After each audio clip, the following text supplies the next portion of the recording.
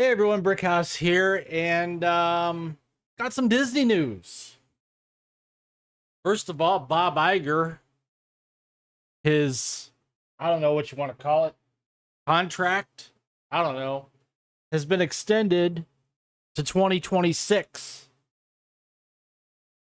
So we have another 2.5 years at least of Bob Iger running Disney. Now, on top of that, we have Bob Iger claiming that Marvel Studios' recent failings are because they diluted focus and attention by spreading their employees too thin. In fact, this is from Bounding Out of Comics. Of course, this article also showed up on Variety. I think it showed up on a Hollywood Reporter. I think it showed up on Deadline. But the fact of the matter is, it isn't the fact that they diluted focus and attention by spreading their employees too thin. It's the fact that they're just putting out crap. That's it. Crap.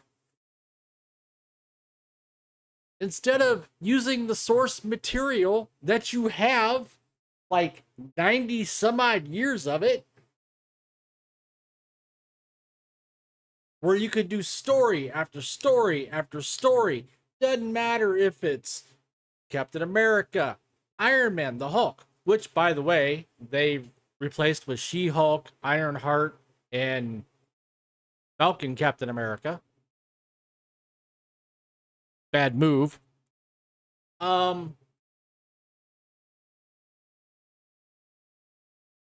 It's just asinine to say that, we diluted focus and attention.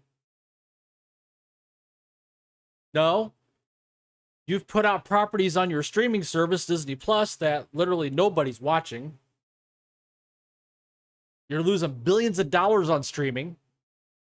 Now you're losing subs. And it's because, why again? Diluted focus and attention.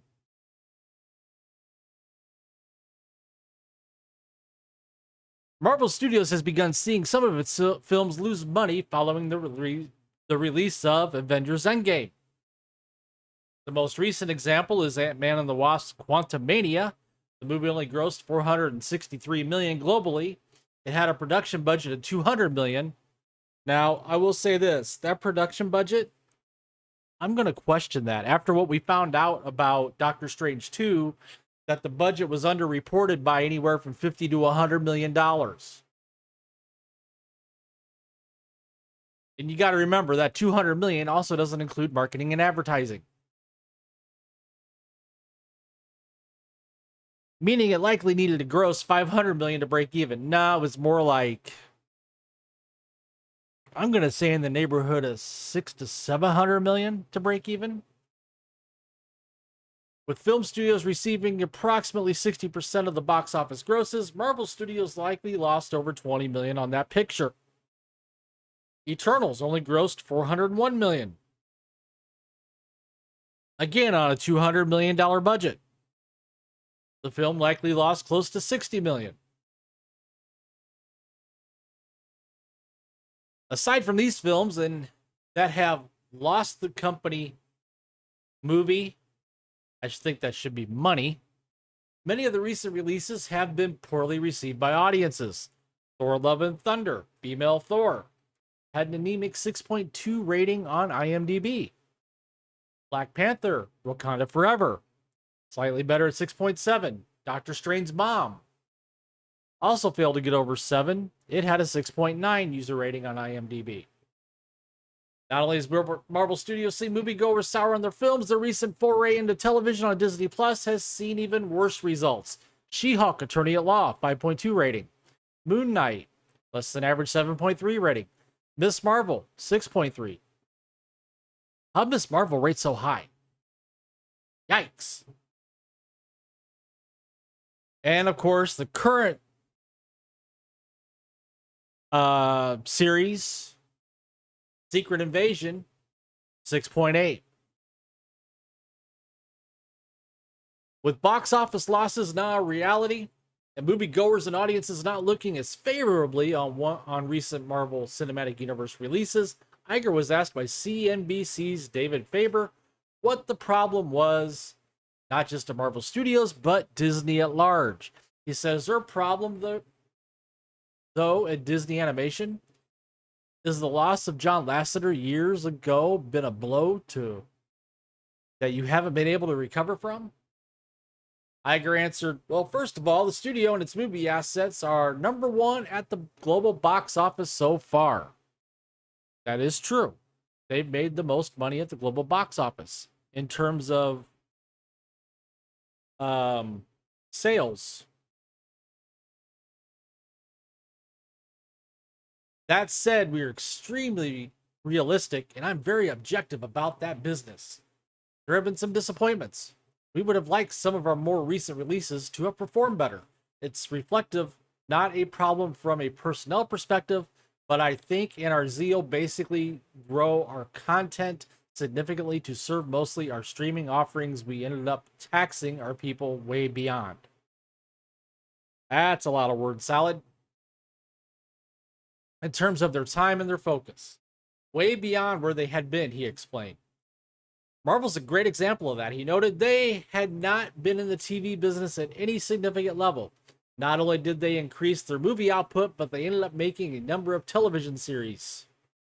And frankly, it diluted focus and attention. And I think you're seeing that is more the cause than anything else. No. You're putting out crap stories. You have ample source material to pull from that you own. And you took 3-year tentpoles and replaced them all.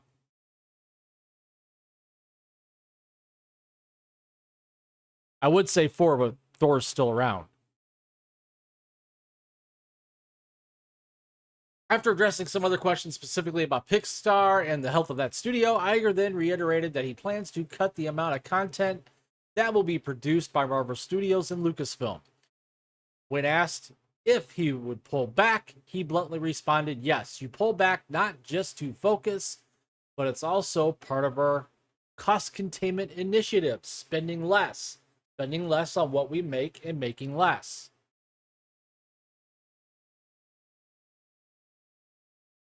Oh boy, and he's going to be the CEO for another 2.5 years? Iger previously indicated the company would cut back on the amount of Marvel and Star Wars content they would be creating, as well as cutting the cost of the movies and TV shows during an appearance at a Morgan Stanley conference back in March. The Hollywood Reporter noted that Iger said, what we have to look at Marvel is not necessarily the volume of Marvel storytelling, but how many times we go back to the well on certain characters. Sequels typically work well for us, but do you need a third or a fourth? For instance, is it time to turn on to the other characters? There's nothing in any way inherently off in terms of the Marvel brand. I think we just have to look at what characters and stories we are mining. Bob, sometimes you do have to do a third and a fourth movie to tell the story and tie everything together. That's why it's a universe. Iger then declared, if you look at the trajectory of Marvel over the next 5 years, you'll see a lot of newness. He added, now we're going to turn back to the Avengers franchise, but with a whole set of different Avengers as an example.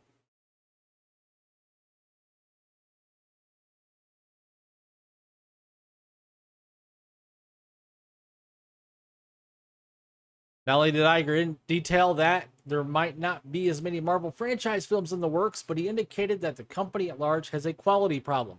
You think? That quality problem stems from Kathleen Kennedy and Kevin Feige.